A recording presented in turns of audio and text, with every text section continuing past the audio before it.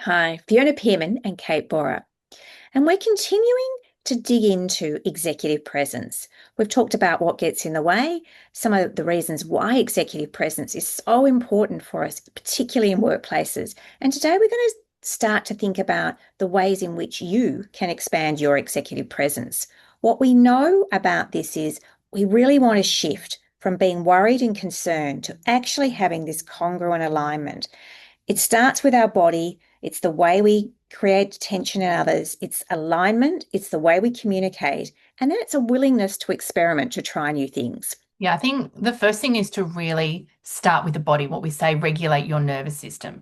Presence starts in the body. It's how you show up. It's who you're being in the presence of others, not the brain. So when you feel calm, you project authority, others sense safety, and they're more likely to trust and follow your lead.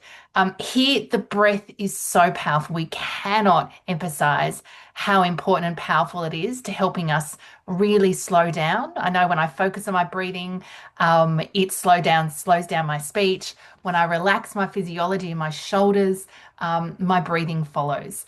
And so our ability to create or have strategies that help us to really slow down, to regulate our nervous system so that we stay out of fight, flight, and freeze, or even just, the self-doubt or the inner critic stuff that can often distract us and take us away from truly being present in the moment.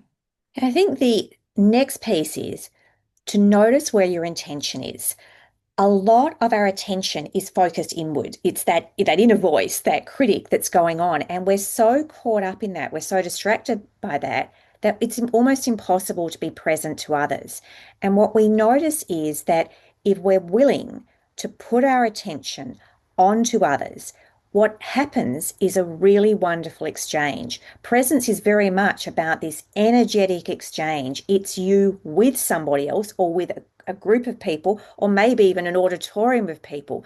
But in that space, when we have that sense of exchange, we know that we're being seen, but also the people we're with feel as though they're being seen, heard, and respected. And we know that a lot of this sits with the way in which we listen, how we are making sure we're hearing not just what's being said, but potentially what's being left unsaid, what people are not willing to disclose, and having some curiosity, being willing to dig in, to ask good questions so that we can build that trust and connection. And if you notice that, to try and retain all that is tricky, one of our little tips is just take a couple of notes. Make some little notes as you go so that you can stay fully present to the conversation. Yeah, number three is about being clear and congruent. Here, we're wanting to align our inner world and our outer world. We talked about the definition of executive presence really being the external experience of others, of what's often going on in our inner world. So, presence isn't performance. I think if you notice yourself in that state of performance, that's a really good red flag to actually come back to number one, to regulate the nervous system and to be really present and paying attention to others rather than what's going on the inside. Um, if your confidence inside, but outside you're apologetic and your body language is kind of contracted and pulling back and a hesitation, then your message is likely to get diluted. When your words, tone, and energy align, that's when others really feel your presence. That's when they're not just hearing your words. We often talk about communicating on multiple different levels, not just with the words, your tone, and your body language, but your presence aligns with all of that. And when we do that, when that comes through in a really authentic and aligned way, people are really clear about who we are, what we're saying, what outcome we're seeking to achieve. That feels often like that's something we can trust. And they feel like, they really want to follow that or at least pay attention to the conversation you're having. Yeah, I think this speaks beautifully into part four, which is all about being clear on your purpose. The more clarity you have, the more you're able to ensure that others understand why you're there, what it is you've got to contribute, the way in which you can add to and provide meaning for them. That conviction that you have in your purpose, that way in which you share it, it leads to credibility. It's not just what you're saying, it's the voice, it's the body language, it's that calm authority, which, as we've been talking about, is very dependent on our ability to slow down. Often, under pressure or in the spotlight, we can start to waffle and a whole lot of blah, blah, blah comes out, which can get confusing, but it also undermines our credibility and authority. So finding the clear, succinct way, which is often connected to you knowing why you're there and being able to deliver that message, the more clarity you have, the more likely is the message will land in the way you intended. And when people experience this, they really notice your presence. Yeah. Um, Number 5 is small acts of confidence or experimenting. Presidents like presence like confidence grows through repetition, not perfection.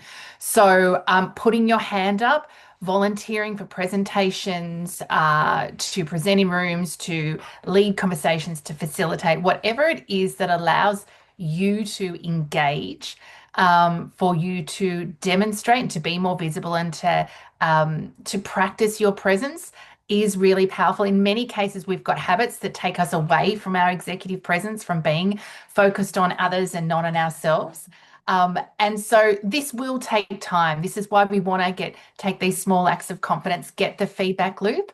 And that as we do that, we will find habits, strategies, operating rhythms with which how we go about doing this, that will just start to be part of how we show up to meetings. Of course, it's going to feel a little bit uncomfortable at first for all the reasons we talked about, what gets in the way of executive presence, and sticking with it, and finding the strategies, the ways with which you can do this in a really aligned and authentic way is the pathway through from what feels maybe like something that is a little bit uncomfortable and even risky at this point, to how you just show up, and operate within your organization and or your role. We're going to leave it there. If you enjoyed today's confidence conversation, please let people in your network know. You can tag them. And if you'd like to hear more about all of our work and maybe listen to some of our clients from the Acts of Confidence program, you can go to our YouTube channel, where there are hundreds of videos to choose from. And when and if you're ready to go deeper with your relationship with core confidence, visit our website, coreconfidence.com.au.